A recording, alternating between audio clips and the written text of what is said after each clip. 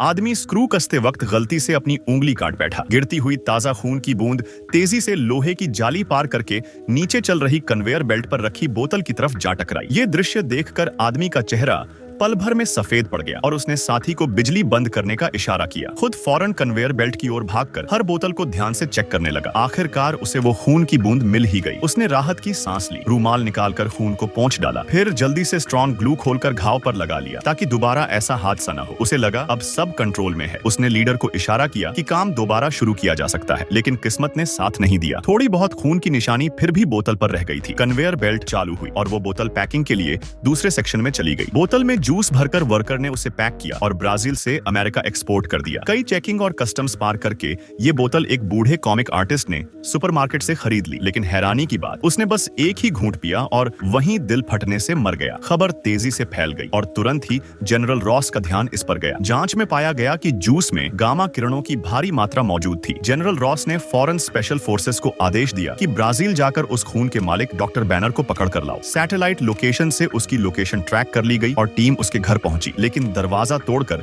जब बिस्तर पर गोलियों की बौछार की तो पता चला बैनर तो कब का गायब हो चुका था। असल में 8 साल की भागदौड़ ने उसे इतना अनुभवी बना दिया था कि किसी भी हलचल का आभास होते ही वो तुरंत भाग निकलता। लोकल इलाके की जानकारी के दम पर उसने स्पेशल फोर्सेस को चकमा दे दिया। लेकिन भागते वक्त वो अपनी दिल की धड़कन लगातार मॉनिटर कर रहा था, क्योंकि अगर रेट 200 पार कर जाती तो वो अपना आपा खोकर एक दानव में बदल जाता। पुलिस से पीछा छुड़ाकर वो अचानक कुछ गुंडों से टकरा गया। उसने हाथ जोड़कर माफी मांगी, लेकिन वो गुंडे पीछे नहीं हटे। उल्टा उसे फैक्ट्री तक घेर कर बोले, आज ब्राजील के लोगों का गुस्सा छकाओगे। उन्हें क्या पता था, दिल की धड़कन जैसे ही 200 पहुंची, हुल्क जाग उठेगा। एक गुंडे को पकड़कर उसने आसानी से फेंक दिया। अंधेरे से उसकी विशालकाय परछाई प्रकट हुई और बाकी गुंडे डरकर भाग निकले। लेकिन जो धीरे भागे उनकी किस्मत खराब थी, हल्क से बच नहीं सके। तभी स्पेशल फोर्सेस फिर आ पहुंची और उन्होंने नींद की डार्ट्स दागनी शुरू की। लेकिन वो नुकीली सुई हल्क की चमड़ी में घुसी नहीं पाई। उल्टा इसने हुल्क को और भड़का दिया। मजबूरन फोर्सेस ने असली गोलियां चलानी शुरू कर दी, लेकिन उसका भी कोई असर नहीं हुआ। खुशकिस्मती से हुल्क का इरादा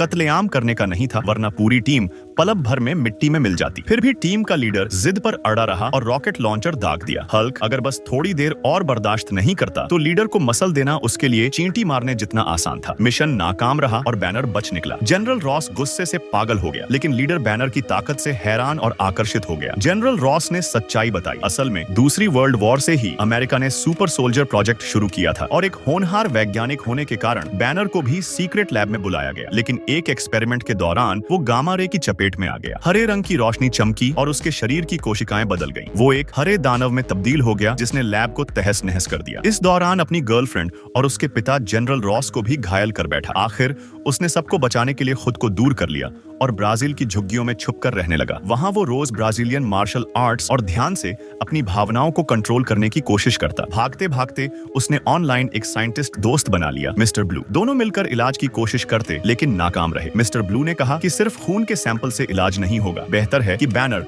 खुद अमेरिका आकर इलाज करवाए। बैनर हिचकिचा रहा था, लेकिन जनरल रॉस की नजर उस पर पड़ गई। मजबूरी में उसने मैक्सिको से अमेरिका तक चोरी छुपे सफर किया और पुराने लैब में गया, लेकिन वहां डेटा पहले ही जनरल रॉस ले जा चुका था। अब बैनर को भी सेना अपनी संपत्ति समझने लगी थी। जनरल रॉस ने एक पुराना सीरम निकाला, वही सुपर सोल्जर सीरम जिससे स्टीव रॉजर्स बना था कैप्टन अमेरिका। इस बार उन्होंने डोज बढ़ाकर लीडर ब्लॉन्स्की को इंजेक्ट किया। दर्दनाक ट्रांसफॉर्मेशन के बावजूद ब्लॉन्स्की ने सब सह लिया, क्योंकि ताकत पाना ही उसका मकसद था। उधर बैनर को अपनी गर्लफ्रेंड से खोए हुए डेटा मिले, लेकिन जाने से पहले जनरल रॉस ने फिर से हमला कर दिया। भागते भागते बैनर ने डेटा वाला पेन ड्राइव निगल लिया, लेकिन सैनिकों ने उसे घेर लिया और आंसू गैस दाग दी। गुस्से से उसने फिर हल्क का रूप धारण कर लिया। हुल्क ने टैंक जैसी गाड़ियां तोड़ दी, सैनिकों को इधर उधर फेंक दिया। तभी ब्लॉन्स्की मैदान में कूद पड़ा और हुल्क से भिड़ गया। हालांकि उसकी फुर्ती देखकर जनरल रॉस को उम्मीद जगी, लेकिन हल्क को रोकना आसान नहीं था। सोनिक हथियारों से कुछ देर के लिए हल्क को काबू किया गया, लेकिन गर्लफ्रेंड की चीख सुनकर हल्क और भड़क उठा। उसने गाड़ियां चीर दी, टैंक कुचल दिए, ब्लॉन्स्की हड्डियां टूटने तक पिट गया। जनरल रॉस को पीछे हटना पड़ा। आखिर में जनरल रॉस ने हेलीकॉप्टर से हमला करने का आदेश दिया, लेकिन हुल्क ने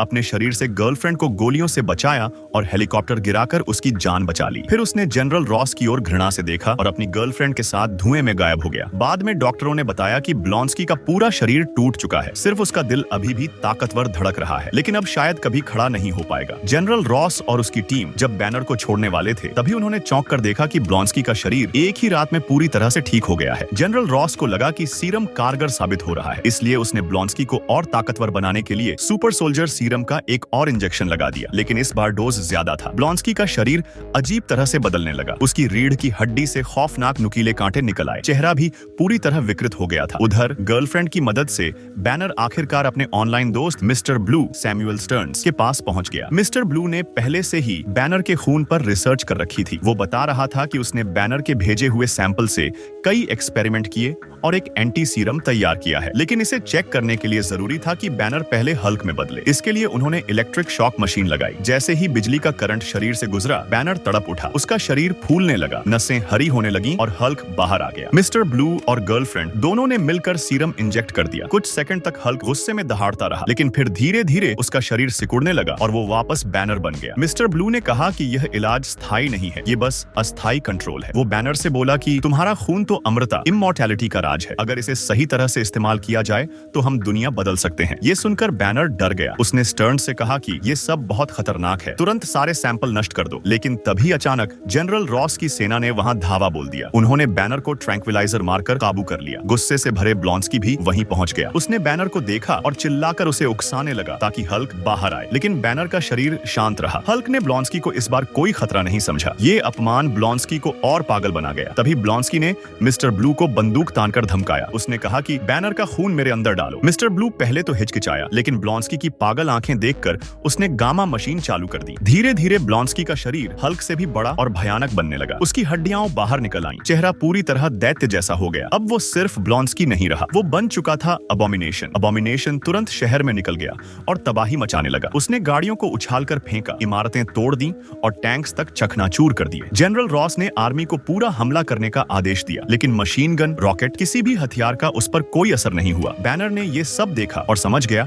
कि इस दैत्य को सिर्फ हल्क ही रोक सकता है, लेकिन उसे डर था कि शायद इस बार हल्क बाहर ना आए। फिर भी उसने अपनी गर्लफ्रेंड को देखा और कहा, अगर मेरे अंदर वो राक्षस अब भी जिंदा है तो मुझे उससे लड़ने दो। बैनर हेलीकॉप्टर से छलांग लगा देता है। नीचे गिरते ही उसका शरीर हल्क में बदल जाता है और उसी वक्त जमीन हिलाती हुई अबॉमिनेशन की दहाड़ गूंजती है। दोनों आमने सामने दौड़े और भीषण टक्कर हुई। अबॉमिनेशन ने हल्क को पटक पटक कर सड़कों पर घसीटा। शुरुआत में हल्क कमजोर लग रहा था क्योंकि एंटी सीरम का असर बाकी था। अबॉमिनेशन ने उसे दूर फेंका, लेकिन हल्क ने गाड़ियों को फाड़कर हाथों में पहन लिया और लड़ाई जारी रखी। लड़ाई शहर भर में फैल गई। अबॉमिनेशन ने छलांग लगाकर जनरल रॉस के हेलीकॉप्टर को पकड़ लिया और उसे गिराने ही वाला था। तभी हल्क ने उसका पैर पकड़कर हेलीकॉप्टर बचा लिया, लेकिन अबॉमिनेशन ने उसे दीवार पर दबोच लिया और चेन से गला घोंटने लगा। हल्क ने पूरी ताकत से दहाड़ लगाई और अबॉमिनेशन को जमीन पर पटक दिया। फिर उसने उसकी ही हड्डी का कांटा तोड़कर उसके सीने में गाड़ दिया। अबॉमिनेशन कराहने लगा, लेकिन हल्क उसे खत्म करने ही वाला था कि गर्लफ्रेंड ने चिल्लाकर कहा, बस करो, उसे मत मारो। हल्क ने उसकी बात मानी। उसने अबॉमिनेशन को अधमरा छोड़कर